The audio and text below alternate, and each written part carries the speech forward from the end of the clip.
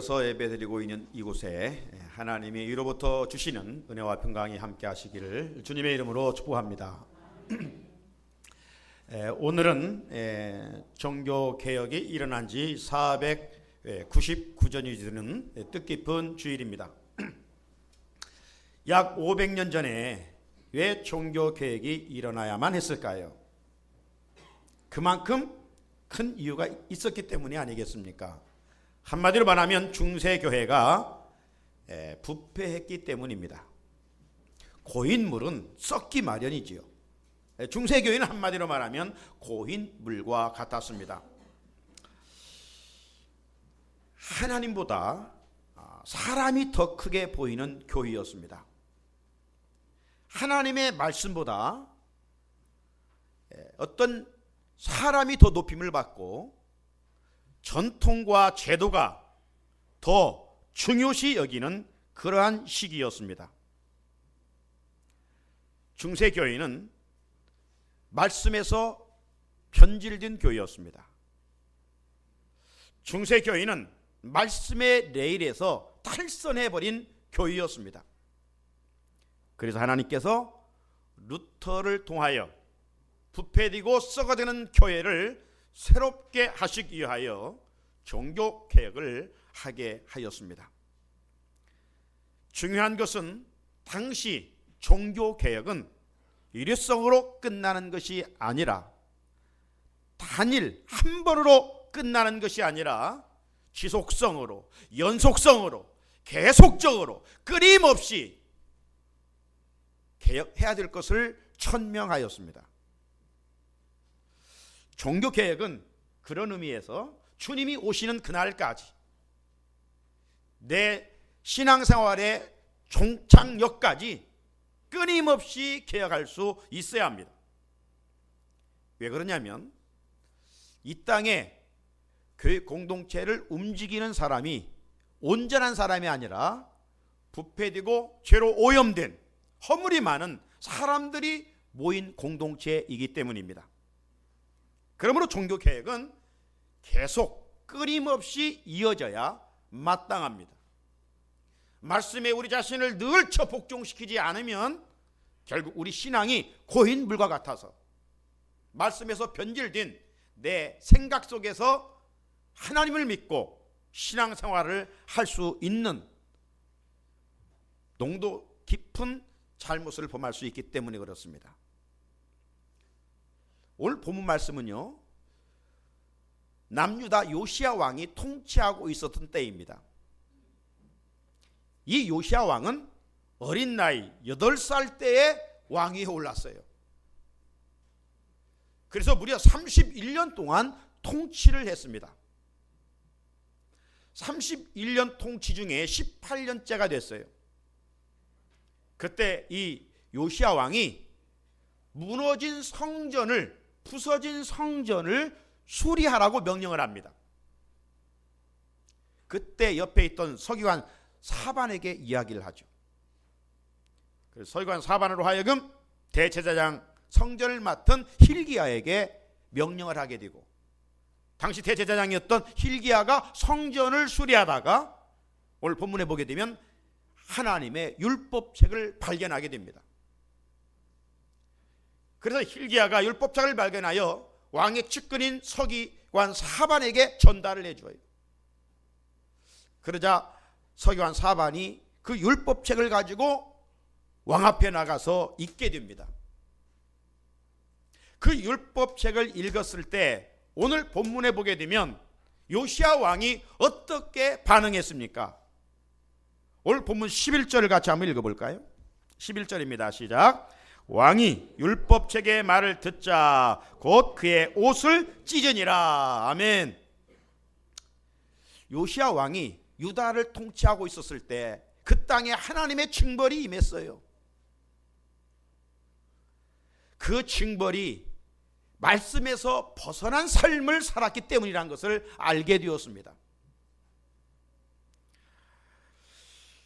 그 죄는 어떤 죄냐? 선조들이 하나님을 섬기지 아니하고 하나님을 멀리하고 우상을 숭배한 죄인 것을 깨닫게 되었어요. 그래서 이 요시야 왕이 선조들의 죄를 자신이 지은 죄로 인정하고 하나님 앞에서 옷을 찢으며 철저하게 회개하게 됐다는 것이죠. 자신이 먼저 하나님 앞에서 회개한 다음에 일어나서 그 나라 안에 있는 우상을 전부 다 헐어버렸어요. 한마디로 말하면 철저한 종교개혁을 하게 됐던 것이죠. 하나님이 싫어하시는 것을 그 땅에 다 제거하니까 하나님께서 비로소 그 땅에 은혜를 내려주셨어요. 오늘 이 시대 이 나라 이 민족 속에 하나님이 들려주시는 세미한 음성을 들을 수 있어야 돼요. 곳곳에 세워진 우상의 범람으로 말미암아 하나님의 진노가 이 땅에 임하고 있음을 우리가 영적으로 깨닫고, 누구를 탓하기 전에 먼저 내 자신이 하나님을 온전히 섬기지 못한 세상에 썩어질 것에 마음을 빼앗기고 그것을 하나님이냥 붙들고 살았던 우리의 허물가지를 하나님 앞에서 철저히 회개하고, 이 땅에 하나님이 싫어하시는 우상들이 무너지기를 위하여 우리 함께 마음을 모아 기도할 수 있어야 됩니다. 그러면 이 땅에 하나님께서 남유다에게 은혜를 베푸셨던 것처럼 이 땅에 하나님의 은혜를 입혀주실 거예요. 이어지는 다음 장에 보게 되면 이 요시야 왕에 대한 업적을 훗날 이렇게 평가를 하고 있습니다. 열왕기하 23장 25절인데요.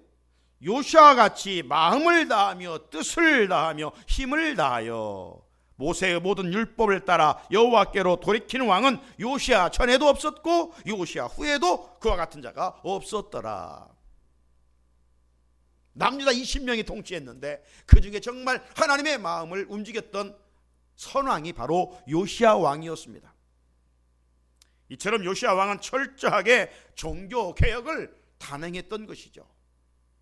그래서 통치자의 권위를 회복하고 그 백성들이 다시금 하나님께 돌아오게 하고 그 민족이 하나님의 은혜를 입게 됐다는 내용이에요. 오늘 우리가 기념하는 종교개혁은 역사적으로 1517년 10월 31일에 있었던 일입니다. 499주년, 내년이면 500주년의 뜻깊은 해입니다. 당시 루터는 중세교회에 썩어지고 변질되고 말씀에서 멀어진 95개 조항의 잘못된 것들을 기록하여서 비텐베르크 대 성당에 대자보를 붙이고 종교개혁의 깃발을 휘날렸습니다. 루터가 종교개혁의 창시자는 아닙니다. 역사적으로 보면 그 앞에 많은 사람들이 종교개혁을 일으키려고 몸부림을 쳤어요. 하지만 중세교회가 공룡처럼 몸집이 너무 거대했기 때문에 그것은 결안으로 돌을 치는 것과나 마찬가지였습니다.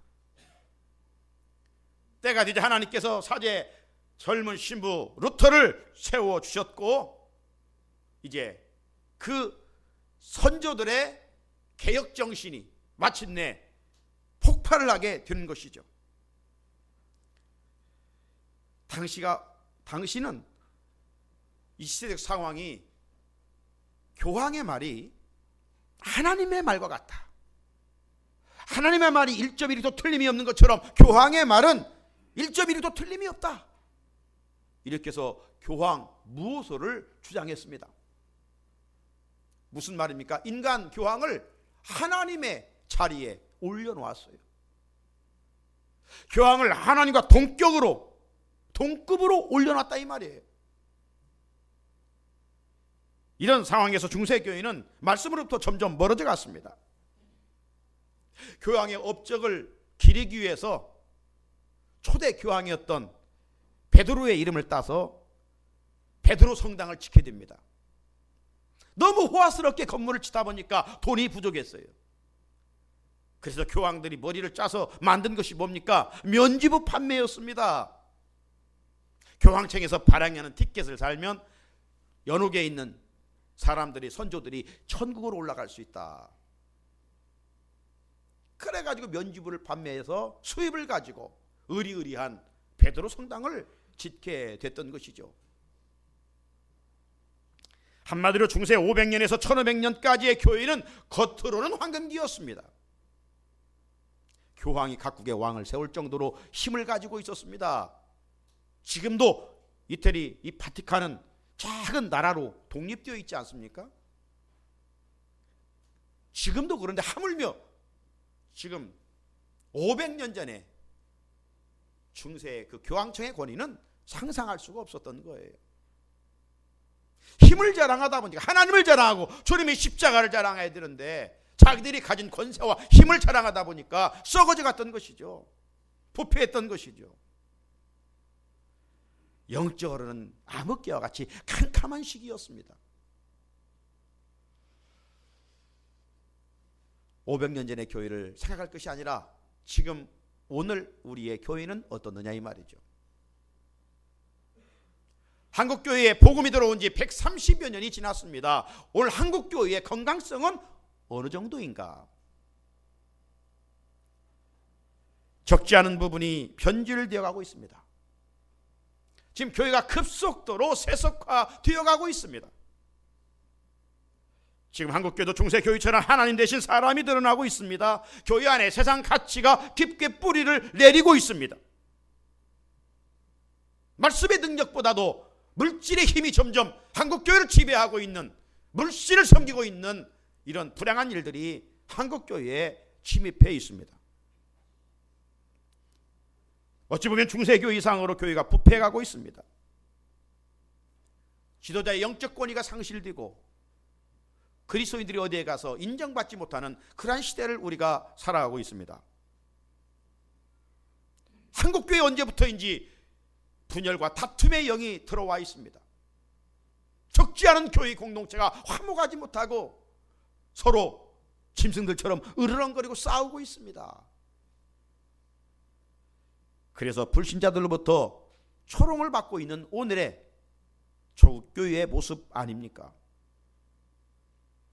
말씀이 세워진 건강한 교회라면 우리가 믿는 생활하는 것 때문에, 예수를 바로 믿는 그것 때문에 정말 핍박받고 조롱받아야 될 텐데 오늘 그러한 모습은 점점 사라지고 교회 안에 기복적인 신앙으로 깊이 이 가을처럼 물들어져 가고 있습니다. 예수 믿고 복받겠다는 것이죠. 그래서 경건의 능력은커녕 경건의 모양조차 점점 상실되어 가고 있는 오늘의 안타까운 신앙생활의 흔적들 아닌지 모르겠습니다. 이런 암울한 시점에서 오늘 한국교회는 말씀으로 돌아가는, 초대교회의 모습으로 돌아가는 개혁운동이 어느 때보다도 필요한 시점입니다.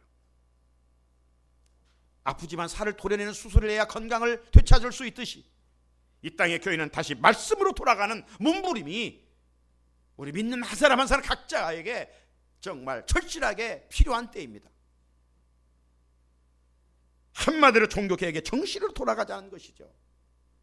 그래야 이 땅의 교회들이 세상에 소망을 줄 수가 있습니다. 그렇다면 타락한 중세교회를 건강한 교회로 세워가는 종교개혁의 슬로건은 무엇이었는가? 종교개혁의 슬로건은 5가지였습니다. 간단하게 하나씩 생각해 보면, 첫째, 오직 성경입니다. 솔라 스크립트라, 오직 성경. 기독교의 최고의 권위는 두말할 것도 없이 성경이죠. 하나님의 말씀입니다. 성경은 사람의 말이 기록된 것이 아니에요. 하나님의 말씀이 기록된 책입니다. 그래 디모데후서 3장 16절에 보게 되면 모든 성경은 하나님의 감동으로 된 것으로 교훈과 책망과 바르게 함과 의로 교육하기에 유익하니라고 말씀하고 있고, 이 성경이 사람을 온전케 만든다라고 말씀하고 있어요. 성경은 무엇이냐? 우리들이 믿는 이에 신앙과 행위를 재는 자입니다. 그래서 둥근 막대기를 캐논이라고 하는데, 우리 캐논 카메라 유명하잖아요. 그래서 성경을 캐논이라고 불렀습니다. 잣대입니다. 잣대. 무엇을 재요? 우리의 믿음 생활과 우리 삶의 행위를 자는 척도가 되는 기준이 바로 하나님의 말씀이에요. 그런데 중세교회는 이 하나님의 말씀에서 벗어난 교회였습니다. 그래서 종교개혁자들이 무엇을 외쳤습니까? 성경으로 돌아가자, 말씀으로 돌아가자, 본질로 돌아가자, 이걸 외쳤던 것이죠. 오늘날 적지 않은 교회에서 하나님의 말씀 대신 인간의 말, 목사의 말이 법이 되어가고 있는 오늘의 현실입니다.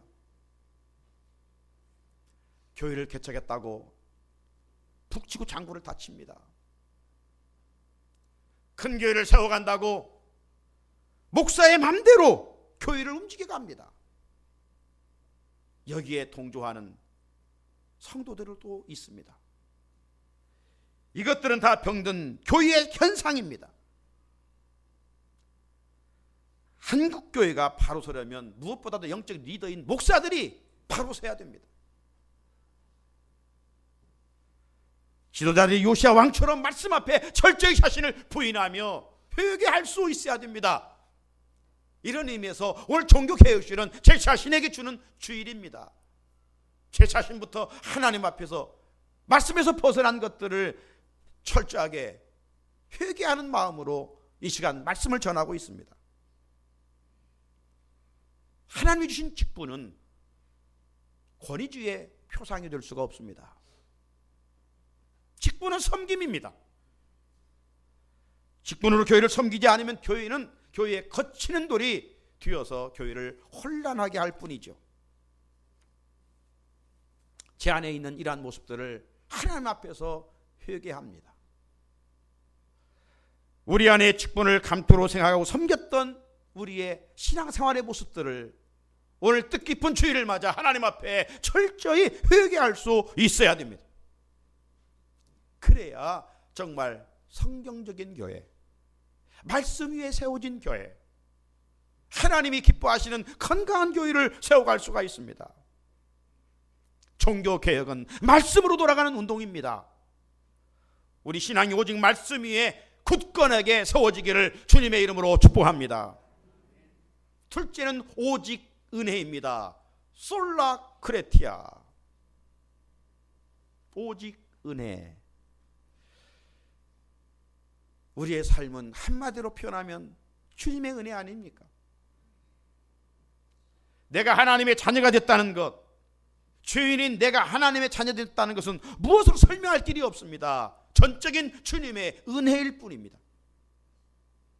그래서 사도 바울은 로마서 11장 5절로 6절에서 이렇게 말씀했습니다. 그런즉 이와 같이 지금도 은혜로 택하심을 따라 남은 자가 있느니라. 만일 은혜로 된 것이면 행위로 말미암지 않음이니 그렇지 않으면 은혜가 은혜되지 못하느니라.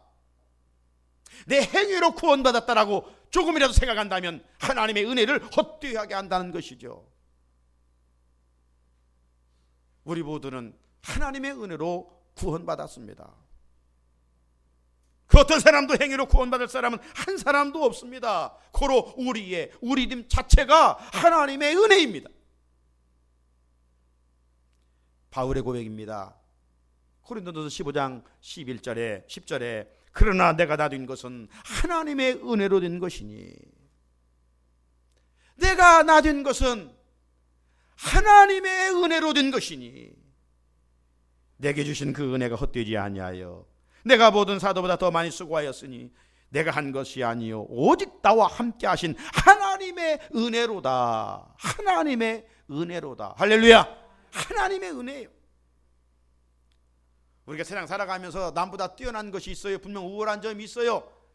사람과 관계에서는 그럴 수 있어요. 자랑할 것이 있어요. 하지만 하나님 앞에서 내 자신은 두말할 것도 없이 죄인입니다. 그러기에 오늘의 나의 나됨은 역시 바울의 고백처럼 하나님의 은혜로 된 것이라고 겸손히 고백할 수밖에 없어요. 우리는 하나님의 은혜로 살아왔습니다. 지금도 하나님의 은혜로 살고 있습니다. 아니, 우리의 남은 수가 얼마인지는 알 수 없지만 하나님의 은혜로 살아갈 뿐입니다. 모든 것은 하나님의 은혜였습니다. 이것이 종교개혁의 정신입니다. 오직 성경, 오직 은혜. 세 번째는 오직 믿음입니다. 솔라 피데입니다. 오직 믿음. 구원에 이르는 길은 오직 한 길밖에 없어요. 그 길은 하나님의 아들, 그 예수를 내 구주로 믿는 그 이르는 다른 길이 없어요. 요한복음 6장 47절에 누가 영생을 얻느냐? 진실로 진실로 너에게 이르노니 믿는 자는 영생을 가졌나니. 누구를 믿어요? 하나님이 보내신 예수 그리스도, 그분을 믿는 자는 영생을 얻었나니. 영생을 얻을 것이라고 하는 미래적인 표현이 아닙니다. 이미 우리가 예수 믿는 동시에, 예수님을 구주로 믿는, 영접하는 동시에 우리는 완료형입니다. 영생을 얻었고, 여러분, 우리가 천국 가기 위해서 지금 영생을 얻기 위해서 어떤 목표를 향해 신앙생활하는 게 아니에요. 이미 우리는 영생을 얻었어요. 이제 우리가 거룩하게 살아가는 것은 성도이기 때문에 믿음 생활에 진일보를 하기 위하여 몸부림치는 것이지, 우리의 애씀과 힘씀과 노력이 우리의 구원의 목적에 이르는 것이 아니다, 이 말이죠. 요한복음 3장 16절 우리가 잘 알죠. 하나님이 세상을 이처럼 사랑하사 독생자를 주셨으니 이는 그를 믿는 자마다 멸망치 않고 영생을 얻게 하려 하심이라. 누가 영생을 얻어요? 바로 예수를 믿는 자. 그래서 중세교회는 믿음 대신에 선행을 강조하고 고행을 강조하여 천국에 이른다라고 생각을 했어요. 그러니 중세교회가 얼마나 말씀에서 변절된 교회였는가를 알 수가 있죠. 앞에서 언급한 것처럼 면죄부를 사면 천국 갈 수 있다, 이런 헛된 교리를 가르쳤어요.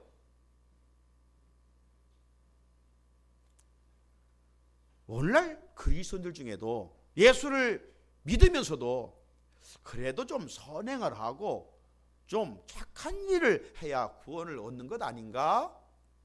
이렇게 생각하는 사람들이 있어요. 이런 생각은 주님의 십자가를 헛되게 하는 일입니다. 다시 한번 강조합니다. 우리 행위가 구원을 가져오는 게 아니에요. 그러나 기독교가 행위를 강조하느냐? 왜 선행을 강조하느냐? 왜 의롭게 살기를 원하느냐? 그것은 이미 구원받은 자녀이기 때문에, 은혜 입은 자녀이기 때문에 그렇게 사는 것이지, 그렇게 살기 때문에 구원을 얻는 길은 아니다, 이 말이에요. 구원은 인간의 어떤 노력으로도 얻을 수 없고 오직 믿음으로만 얻을 수가 있어요. 그래서 믿음은 아무나 가지는 게 아니에요. 세상 속된 말로 개나 거리를 다 예수 믿는 것 같지만 결코 그렇지 아니에요. 하나님께서 믿음을 선물로 주신 자만이 믿을 수가 있는 거예요. 선물로 주신 자만이. 그래서 성경은 믿음을 선물이라고 표현해요. 하나님의 선물이라. 에베소 2장 8절이죠. 같이 한번 읽어볼까요? 시작. 그러나 너희는 그 은혜에 의하여 믿음으로 말미암아 구원을 받았으니 이것은 너희에게서 난 것이 아니요 하나님의 선물이라. 할렐루야. 하나님의 선물이에요. 우리가 지금 이 자리에 나와서 예배드리는 것은 내 의지가 아니라 하나님께서 우리에게 믿음이라는 선물 주셨고, 그 믿음의 힘으로 성전에 와서 이 시간 하나님께 예배드리고 있는 거예요. 그 믿음으로 우리가 예수님을 내 구주로, 세상 사람들은 성인으로 위대한 사람으로 고백하지만 우리는 그걸 뛰어넘어 예수님을 내 구주로, 예수님 내 십자가에서 내 죄를 위해 죽으셨고 나에게 영원한 생명을 주시게 하여 사망 권세를 이기시고 부활하신 구주이심을 우리가 믿는 거예요. 그 믿음이 우리를 죄와 사망에서 구원해 주신 줄로 믿습니다. 오직 믿음이에요. 네 번째는 오직 하나님께 영광, 솔리데오 글로리아. 오직 하나님께 영광이에요. 창조주신 하나님께서 피조세계를 지으신 목적, 저 여러분을 하나님의 형상으로 지으신 목적이 뭐냐? 하나님께서 영광 받으시기 위함이에요. 그렇다면 구원받은 성도의 삶은 철저히 하나님 코드에 맞춰 하나님께 영광 돌리는 삶을 살아야 되겠지요. 바울은 우리가 하나님께 영광 돌리는 그 영역에 대해서 이렇게 말씀합니다.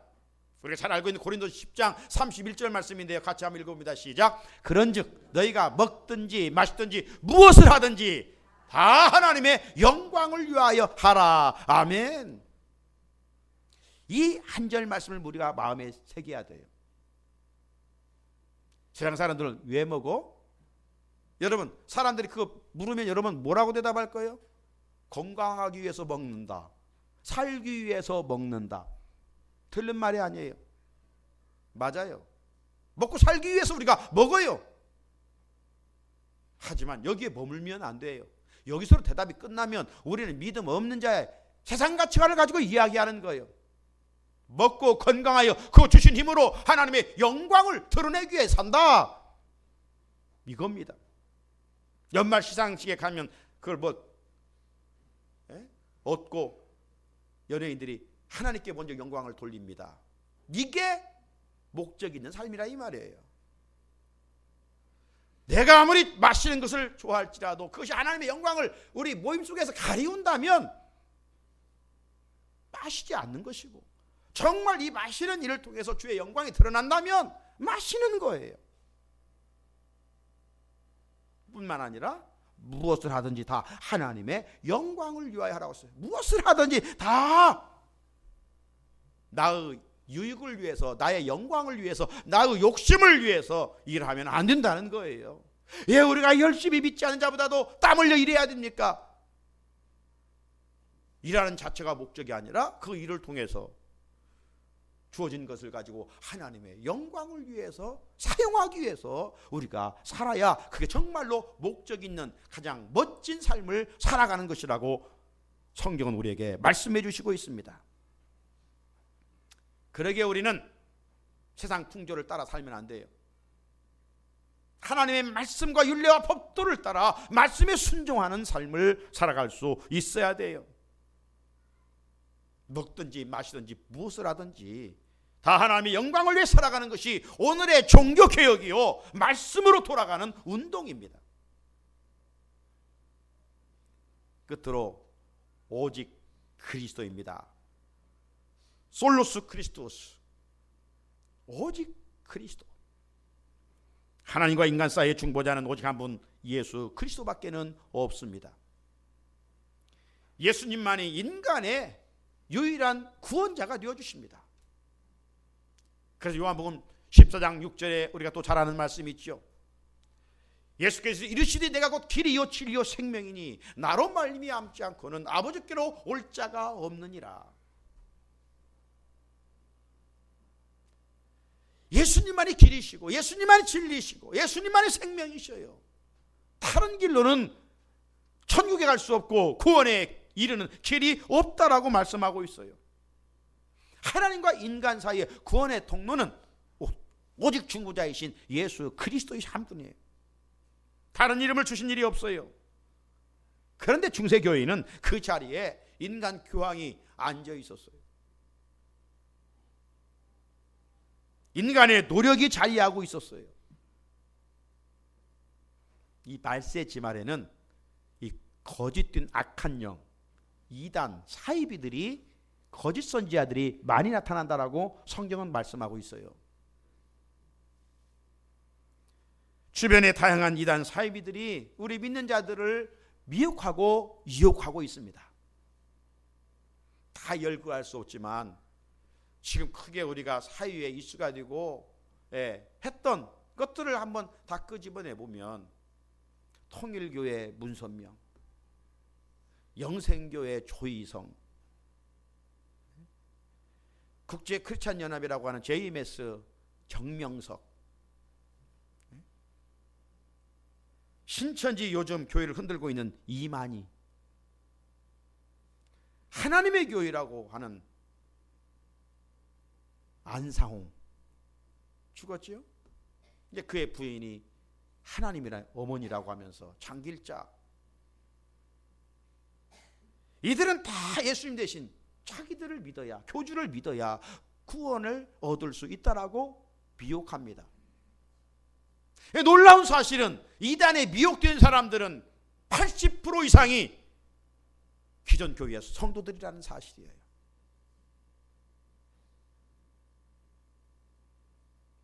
말씀대로 믿지 못하고 자기 생각대로 믿다가 혹하고 넘어가는 것이죠.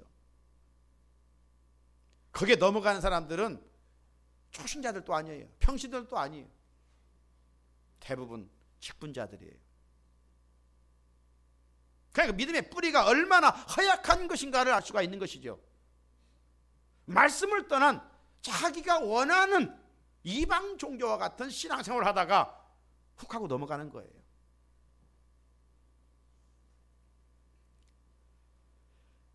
다시 한번 종교개혁주를 맞아 구원의 충보자는 오직 한 분, 하나님의 아들 예수 그리스도밖에 없음을 마음에 새기고 그 하나님의 아들 예수님만 섬길 수 있기를 주님의 이름으로 축복합니다. 사랑하는 성도 여러분, 말씀을 마칩니다. 499주년 종교개혁주를 맞아 이 땅의 교회가 부패했음을 인정하고 내 자신의 신앙생활이 말씀에서 벗어나 있음을 인정하고 요시야 왕이 옷을 찢으며 회개했던 것처럼 우리는 옷이 아니라 우리 마음을 찢으며 하나님 앞에서 회개해야 합니다. 뜻깊은 종교개혁주를 맞아 다시금 이 땅의 교회들이 정말 교회다움의 모습을 회복해야 합니다. 조롱받는 비난받는 한국교회가 다시 한번 정말 인정받는 이 시대를 이끌어갈 수 있는 리더와 같은 그런 교회로 거듭나야 되지 않겠습니까?